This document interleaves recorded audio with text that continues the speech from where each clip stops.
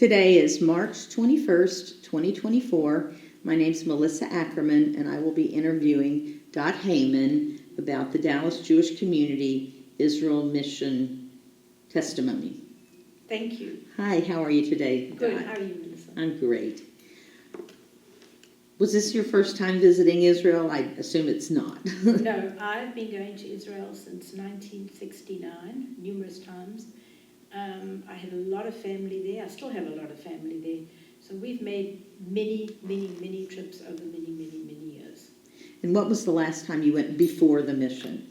Had you been there recently? Yes, we had been there. I went on a mission, a Federation mission, Paysetters mission, in October 23. So it was very recent. Very recent. So what made you want to participate on this particular mission? I think it's extremely important. I think the whole world was shocked, couldn't believe what had happened on October the 7th. And I just felt it was very important to bear witness and also to show solidarity and support. We have a lot of family there. We have people that are actually part of our family that are serving in the military in Gaza in tanks. And we are in regular contact with our family through WhatsApp. And we hear the trauma and the terrible stories about what is happening to everybody. And this was an opportunity to go and give them not only moral support, but a physical hug to people, just regular people in the street, to tell them that the Jewish community all over the world supports them. How well was that received? Extremely well.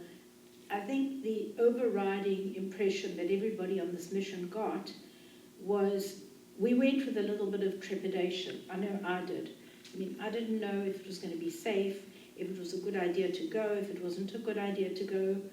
And my husband was very worried about the security aspect. And I said, I'm going.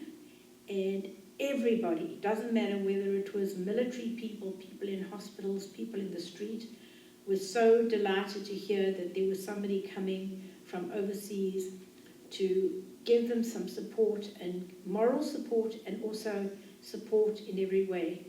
And our mission took a lot of little things with them that we were able to donate. We got things from we bought things from the Cowboys. I personally spoke to the Mavericks. They gave me a whole lot of beanies. I spoke to a friend who works for a cosmetic company. She gave me lipsticks and perfumes for the women. And wherever I handed them out, all I got was a big smile, whether it was men, women, soldiers. I also took thousands of letters from kids at Akiba, at Torah Day, and at Levine Academy. And we handed it to people, to the soldiers, and they were drawn by the kids. They had it was hilarious, some of the things.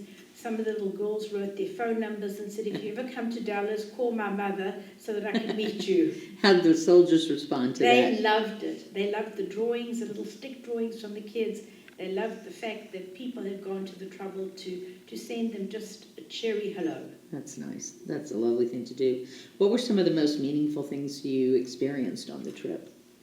Well, I did a number of different things. Before the official mission started, I spent a day with a group that does a lot of work for the soldiers. So prior to the mission, I took some giant duffel bags filled with goodies to this group. And some of the other participants on the mission did as well. We got a packing list of what was inside: underwear, shirts, nothing that was related to the war, but more comfort stuff. These duffels weighed about 60 pounds, and they brought them to us packed. They all had these bright, like neon-colored baggage tags on them, and each one of us got a packing list of what was inside, and because we could check them in on the airline, it got there free. So once we got to Israel, they were taken off the belt, the carousel, Right. and all we did was leave them on the ground. We didn't know what was going to happen to them. So the next day, I went to the group that had collected them. They have hundreds of soldiers that come every day and pick up these bags from the airport. these are off-duty soldiers, and they took these bags to Central Point, and we unpacked them, and around the perimeter of this very large empty storefront they had bins, and it had sizes for jackets, small, medium, large, extra large, underwear, small, medium, large, extra large, and socks. And when I went in there, first we unpacked bags, and then they gave us what I would call a shipping list. So the different commanders in the different regions sent into this organization what they needed for their soldiers. Mm-hmm. So they needed underwear, they needed socks, they needed hand warmers, and we didn't know where they were going. I don't read Hebrew, so I just had the quantity and the description of the item, put it inside, taped and put some letters from the kids inside the box to give the soldiers, taped the box closed, and then put it again on another wall where they collected these boxes and sent them to the different units. So I found that very meaningful, because the collection of people that were there were people from all over the world. There were young women that came from New York. They just wanted to do something. Mm. When our mission started, we had some incredible experiences, and I don't want to rehash what a lot of other people have said, but to me, I think the thing that struck me the most, and I've spoken about this, is we visited the site of the Nova Festival. And I have young adult children, and I have grandchildren that are also adults. And all these kids want to do, if you live in America, they love to go to music festivals, they love to go to these things. And we arrive at the site of this Nova Festival, and there are stakes in the ground, and around the whole perimeter are pictures of young people that could have been any one of my granddaughters or my grandsons. And it just totally devastated me and broke my heart to think that these kids had gone there innocently, without any malice intentions. They were there just to have fun. And these Hamas terrorists arrived and slaughtered them. And we had an incredible experience with a gentleman named Yossi Landau, who is one of the head of Zaka. And Zaka is the organization that is charged with collecting the bodies of the people that have perished. And he has been all over the world. I mean, this is a seasoned individual. He's been here in Dallas. And he was standing in front of a very large billboard kind of thing with pictures, hundreds of pictures of hundreds of kids. And he started talking about his personal experiences. And just listening to him, I mean, the tears from everybody started running down their faces. He told us one story of going down into Sderot, and this is right at the beginning of the war, and he is charged with emptying or going to retrieve bodies from cars, burnt out cars. And he goes to a car, and there's a young couple in the car that have been murdered, and there's blood everywhere. It's terrible.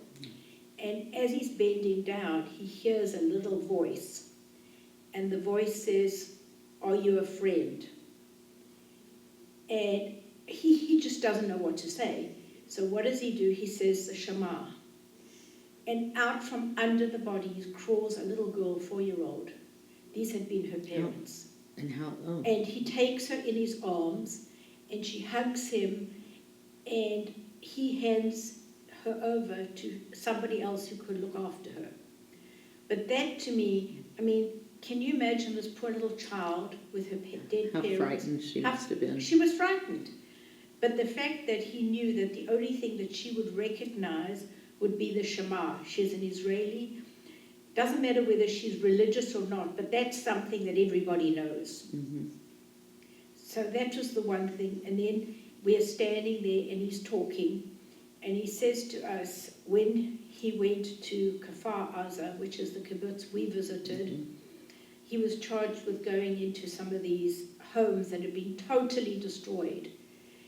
And the first home he walks into, he's unable to go past the front door. The carnage was so humongous that he steps back and he sits on the ground and he starts crying. And the people that are working with him sit around him and they hold hands, and he says, I just can't. And they said, what do you mean you can't? He says, I can't go in there, you've got to go in there. So they turn to him and they say, Yossi, if you who are our leader can't go in, how can you expect us to go in? Mm-hmm. So he starts praying with them, and then he walks in. And this to me, I mean, this is a man who's in, I would say, late 60s. He's been everywhere, whether it was Surfside in Florida, whether it's 9/11, wherever it was, he'd been there. But this was worse than anything. He's seen everything. He's seen everything, but this was the worst. And as we're standing there and he's talking and the tears are running down everybody's faces, a man with a guitar walks up and starts playing. And I mean, out of nowhere, I don't know who the man was. Mm-hmm. He wasn't a tourist. He was just there. Mm-hmm. And then 2 minutes later, somebody walks up with a violin and starts playing. And all I could think of, my parents were both Holocaust survivors, was hearing the stories about people being led into the gas chambers and having the violins play. And that's all I could think of. And I'm one of these people, I don't cry very easily. I was done. Mm-hmm. And we're standing there, all of us are so upset. And then the next thing we hear is, boom! What was that? And I jumped like 5 feet into the air. And Yossi comes up to me, puts his hands on my shoulders and says, you're okay. Yeah. It's in Gaza. It's a mortar. It's okay. It's our guys. I mean, I was devastated. So for me, I was very touched by the people, by everything we heard. But to me, the thing that will forever be in my memory is going to Nova, seeing what happened, and hearing the stories. And from Nova, we went to what they call the car cemetery. Explain what that is. And this is a giant, best word to describe it is a junkyard. And there are hundreds and hundreds of burnt out cars all on top of each other. And these were the cars from the people trying to escape from Nova. And Yossi is telling us that he had to go into these vehicles with a vacuum cleaner to try and recover the ash, because they're going to send it up to Pittsburgh to try and DNA who was in these vehicles, because the bodies were so badly burned. They have no way of recognizing who was there. So the whole experience, and then when we were at the car cemetery, we had the rabbi, one of the rabbis from Temple Emmanuel, and Debbie Levy, who is one of our vice presidents, light a candle and say the prayer that we say for the dead. And the whole thing was just extremely moving. Sounds very powerful. Yeah, it was fun. What would you want people to know about what you experienced, and what would you like to see happen based on those experiences? I think the overriding thing that I want people to understand is that this did happen. It's not a figment of somebody's imagination. The whole of Israel is traumatized. It doesn't matter where you go. I was staying in Tel Aviv in a hotel overlooking the beach. Normally, you look at the beach is packed. There are people walking on the Tayelet, there are people running, there are people exercising. There was nobody out there. Everybody, the men were fighting and the women didn't want to be there. And everybody that we came into contact with, doesn't matter who they were, everybody had somebody who was directly affected by this. Either they had lost a loved one, their loved ones were fighting, or they were displaced from their communities. So the whole of Israel is traumatized, and we as a federation are partnering with a kibbutz called Zikim, that we're going to help rebuild. We visited Zikim, we met with the people, and we want to try and do our little bit here in Dallas to help them. We've raised money through our Israel Appeal, and the appeal was as a collective through JFNA, Jewish Federations of North America, and we are going to use some of that money to directly help Zikim. People cannot inhabit these homes. They're scared to go back there. The fighting was, I mean, these terrorists came over the fence. People were standing in their homes. They were 10 and 15 feet from the fence. They had never ever worried about somebody coming over the fence. They felt secure, and now they don't. They don't want to go back there, and these kibbutzim have to be rebuilt, and hopefully some of our funds and our work will help. We also made friends with people that they know that there's somebody that cares about them. So those are the most important things to me.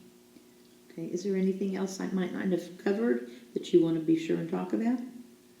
I just think it's very important for people here to realize that when you get a call about fundraising for Israel or fundraising for Federation, Federation is the umbrella organization that helps with all of these things, whether it's in Dallas for our Jewish community or in Israel when Israel is in need. We have something called INO, Israel and Overseas.